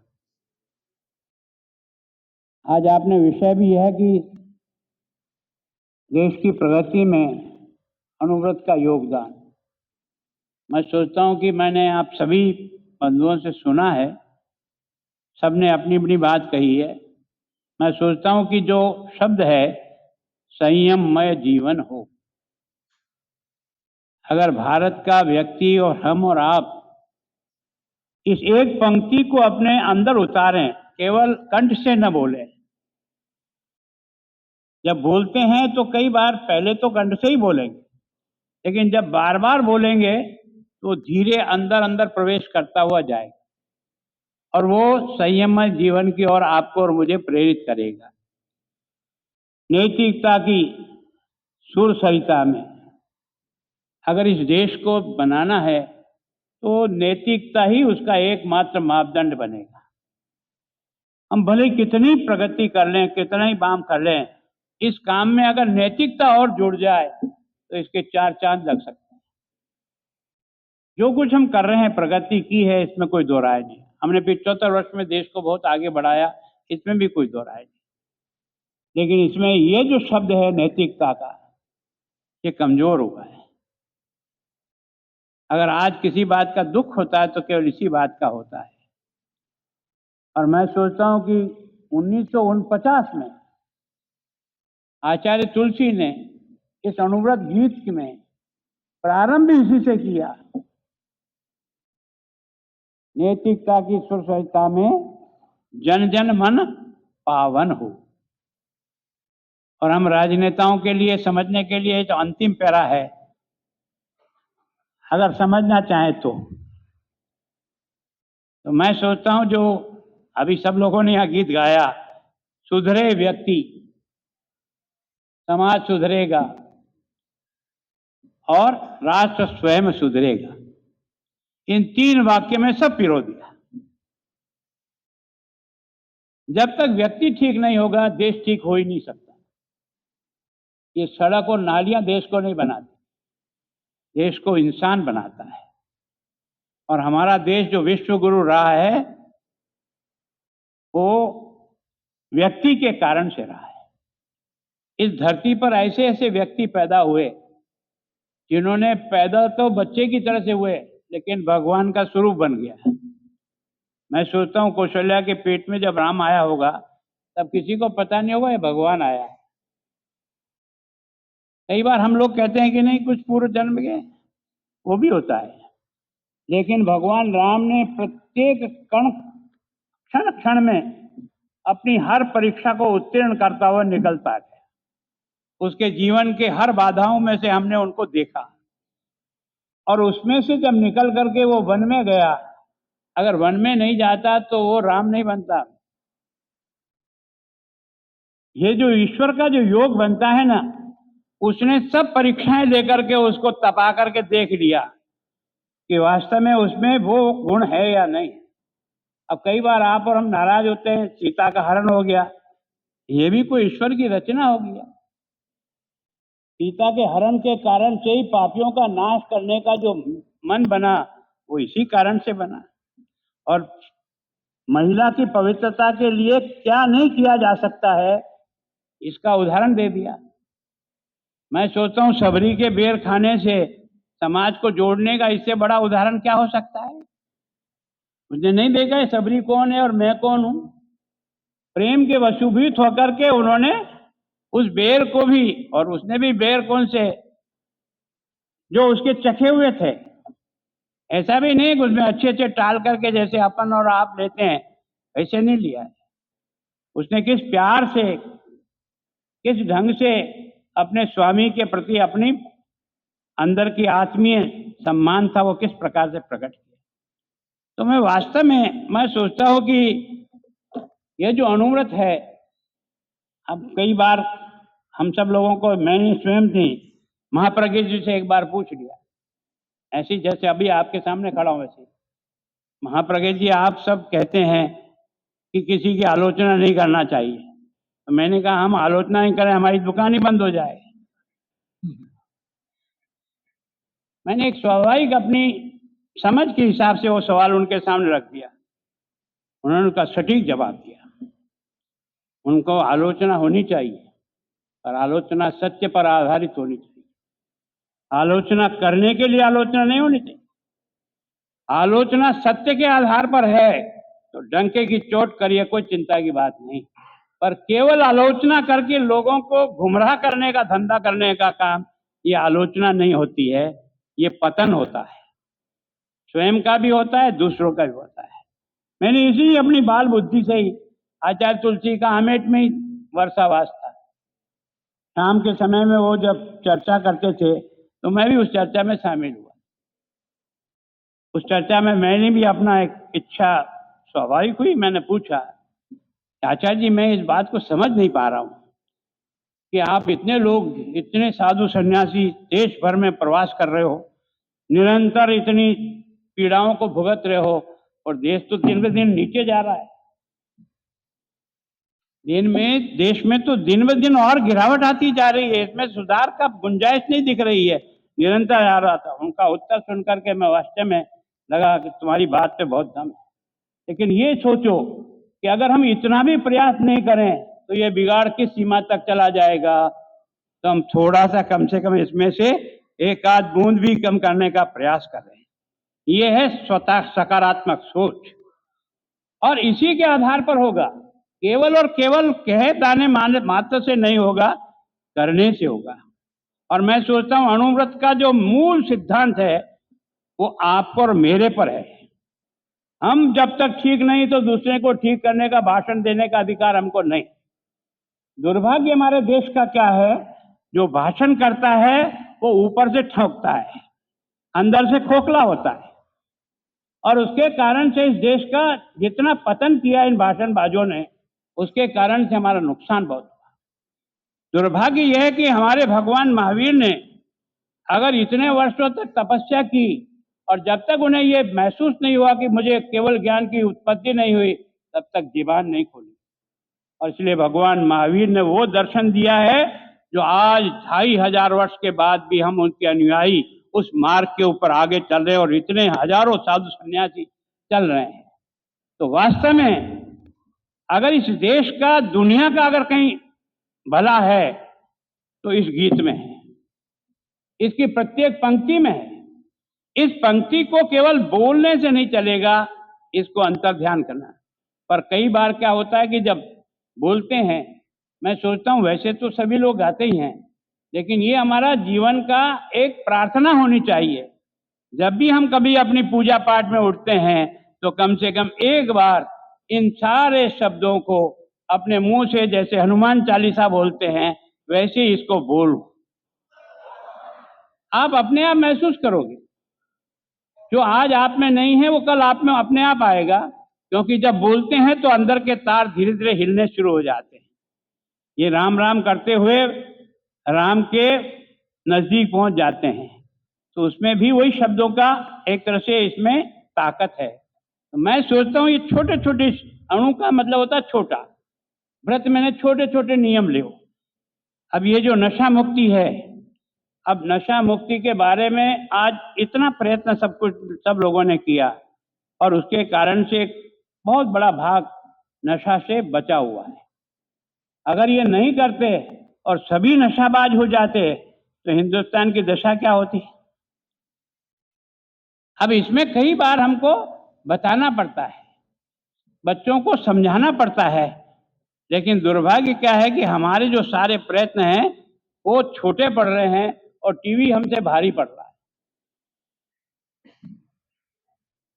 और उसके कारण से हमारा यह जो क्रम है, इस क्रम की गति कैसे बढ़े, हम कैसे इसको जन जन तक पहुंचाने का प्रयास करें। क्योंकि मेरा ये सौभाग्य रहा कि मैंने तीनों आचार्यों जी की अहिंसा यात्रा में भी, अणुव्रत यात्रा में भी साथ चलने का भी मौका मिला, नजदीक से देखने का भी मौका मिला। वास्तव में आप और मैं बहुत भाग्यशाली हैं कि हमारे इन तपस्वी लोगों ने जिस प्रकार के लोगों को घर के तैयार किया है, और ये जिस तरह से इस जैन दर्शन को जमीन पर उतारने के लिए ठेठ कलकत्ता तक घूमते घूमते आ गए। मेरे यहाँ गुवाहाटी में भी सत्यों जी का चातुर्मास है। आप कल्पना करिए कि उस दुर्गम क्षेत्र में 2500 किलोमीटर दूर पैदल पैदल चलकर वहां तक पहुंचना, और पहुंच करके अपने जीवन की श्रेष्ठता के आधार पर अपने अनुयायियों को ठीक रास्ते पर लाने का प्रयत्न करना, ये शायद और शायद इस दुनिया में अभी तक कोई संभव नहीं हुआ जो जैन संतों ने और जैन साधियों ने इसको करके दिखाया। और आचार्य तुलसी को, आचार्य महाप्रज्ञ जी का इसका बहुत एक तरह से उनका ऋण है हमारे पास कि उन्होंने आपकी ये जो साधवियां हैं, जिनको आप स्मरणीय कहा है, इनको दुनिया के एरिया में भेज करके भी आपने अहिंसा क्या है, ये तो सब भाषण में करते हैं कि अगर दुनिया को जिंदा रहना है तो उसका एकमात्र मार्ग अहिंसा का मार्ग है, जिसके आधार पर ही देश नहीं केवल दुनिया उसमें शांति और अमन चैन से रह सकती है। इसका मतलब हमारा सिद्धांत 100% कसौटी पर कसा हुआ है। अब उसको किस तरह से उतारा जाए, किस तरह से किया जाए, उसके लिए हम सब लोग प्रयत्न करें। अब आजादी का अमृत महोत्सव भी मन रहा है। तो आजादी के अमृत महोत्सव में भी इन 75 वर्षों में हमने बहुत कुछ विकास किया, इसमें कोई जरा नहीं, पर हमने इतने गिरावट भी पहली बार देखी है कि हर नेता को खंकेरो तो नोट गिरते हैं।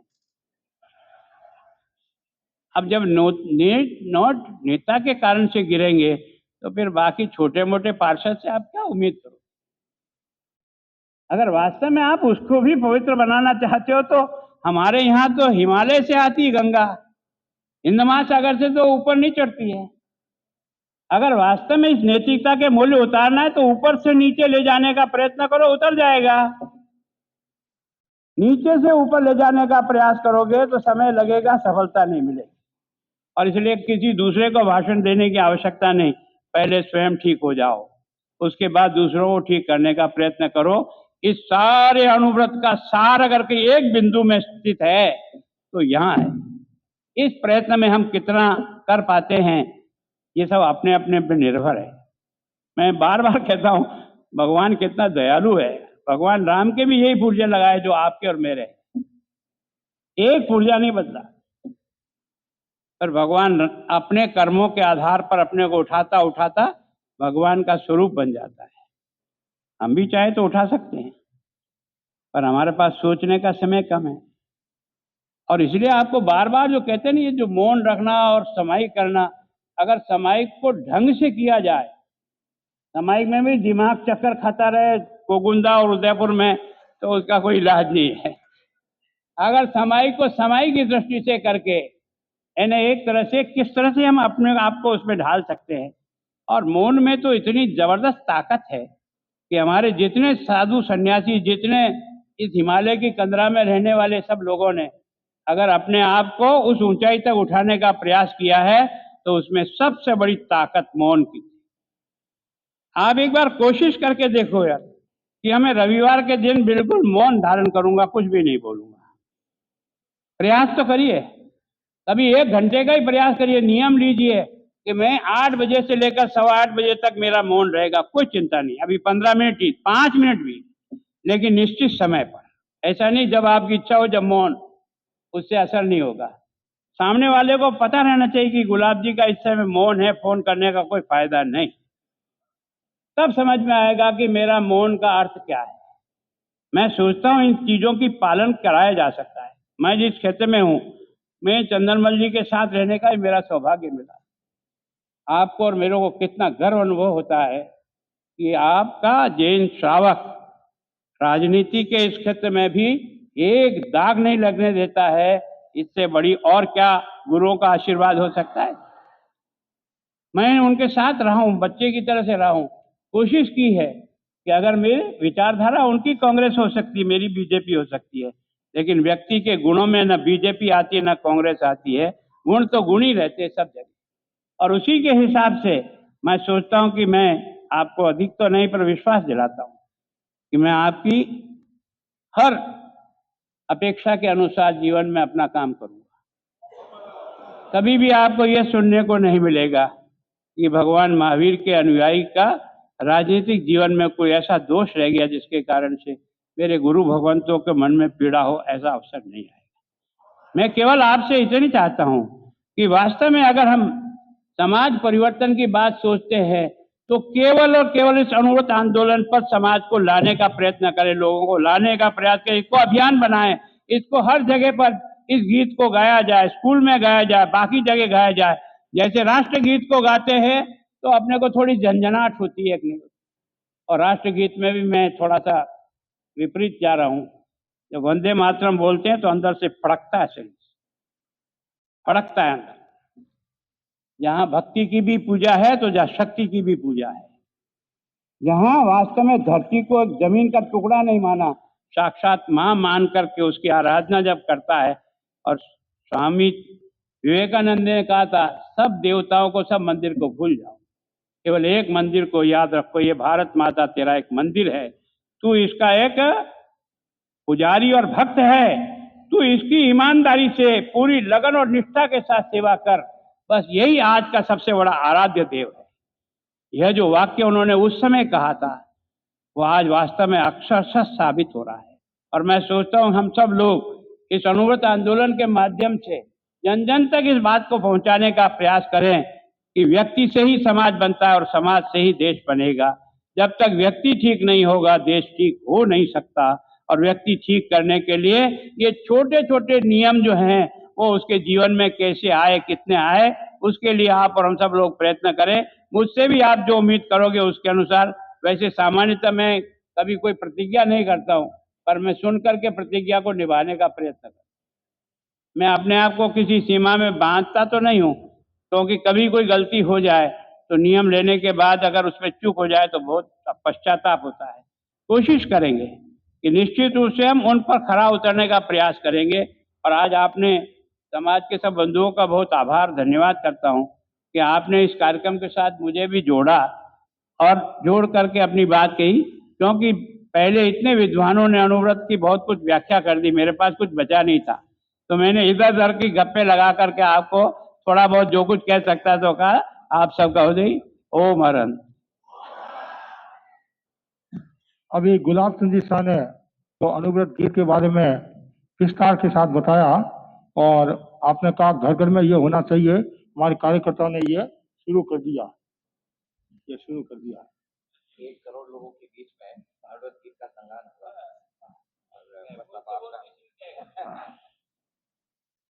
और हमारे यहाँ जो सुबह प्रार्थना होती है, उस प्रार्थना में ये गीत गाया जाता है। राज्यपाल महोदय ने बहुत ही हृदय स्पर्शी और अपने अनुभवों से अनुव्रत के संदर्भ में उद्बोधन प्रदान किया और अनुव्रत गीत का विशेष जिक्र किया। अनुविभा द्वारा अनुव्रत गीत पर विशेष काम किया जा रहा है और 1 करोड़ लोगों को अनुव्रत गीत का संगान करने के लिए प्रेरित किया जा रहा है, संकल्पित किया जा रहा है। तो आज से अनुव्रत संकल्प पत्र अभियान जो अनुव्रत समिति कोलकाता है वह भी प्रारंभ कर रही है। अनुव्रत संकल्प करवाने का अभियान जो प्रारंभ कर रही है, तो मैं अब आभार ज्ञापन के लिए आमंत्रित करूंगा अनुव्रत समिति कोलकाता के मंत्री नवीन जी दुग्गल।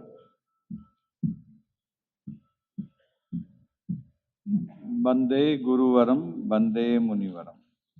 अनुव्रत अमृत महोत्सव के महनीय अवसर पर आज राज्य स्तरीय अनुव्रत सेमिनार का आयोजन आचार्य श्री तुलसी का दूरदर्शी चिंतन का प्रतिफल है, जिसमें मानव कल्याण की भावना निहित है। उस महामानव की मंगल स्मृति करते हुए आज के कार्यक्रम हेतु मुनिश्री की स्वीकृति प्राप्त होना हम सभी कार्यकर्ताओं में ऊर्जा का संचार करता है। मुनिश्री जिनेश कुमार जी एवं मुनिश्री परमानंद जी, मुनिश्री कुणाल कुमार जी के चरणों में कृतज्ञता ज्ञापित करता हूँ।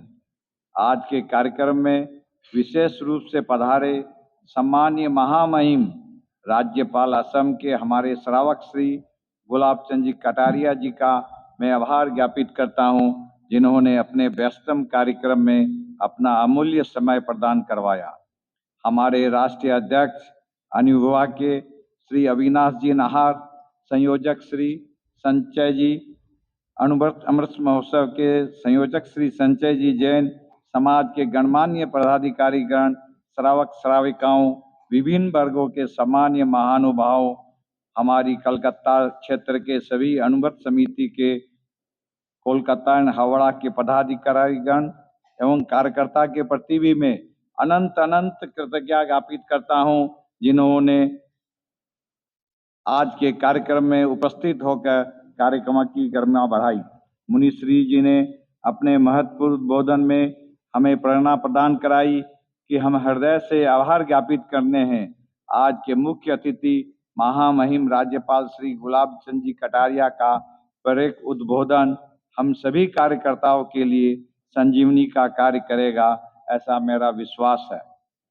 आज के कार्यक्रम में प्रत्यक्ष व परोक्ष रूप से जिन कार्यकर्ताओं का हमें सहयोग प्राप्त हुआ, उन सभी के प्रति आभार। कला मंदिर के प्रांगण के सभी सदस्यों को धन्यवाद ज्ञापित करता हूं। ओम अरहम।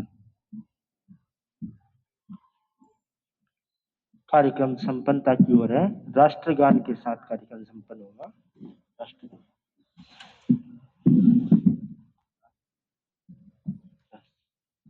नवीन जी।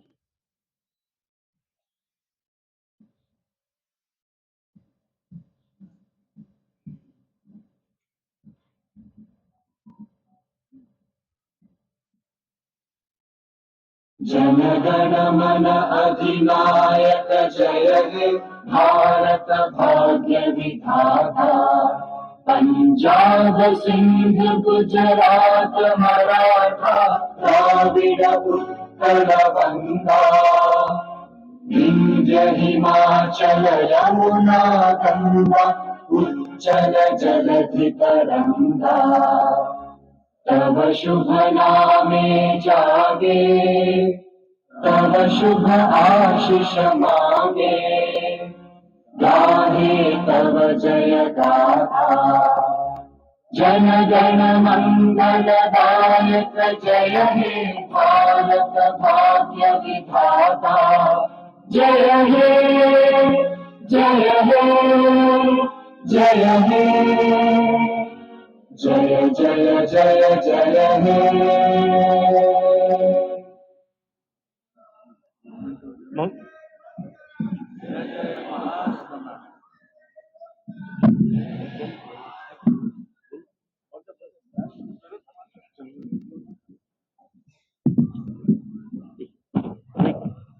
आज के इस शानदार कार्यक्रम को अणुविभा का जो प्रकल्प है उसको आयोजित करने में कलकत्ता समिति का महनीय योगदान रहा है। मैं निवेदन करूंगा अणुवत विश्व भारती के अध्यक्ष आदरणीय श्री अविनाश जी नाहर सिंह की वो ऊपर पधारें और कोलकाता समिति का सम्मान करें। महामहिम राज्यपाल, जो अणुवर्ती राज्यपाल हम कह सकते हैं, उनके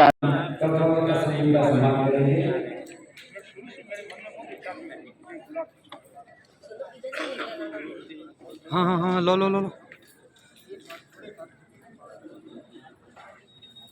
ओ नवीन जी एक फोटो पाड़ो नहीं, मारो लारे जाओ मारो फोटो पाड़ो नहीं, लारे जाओ।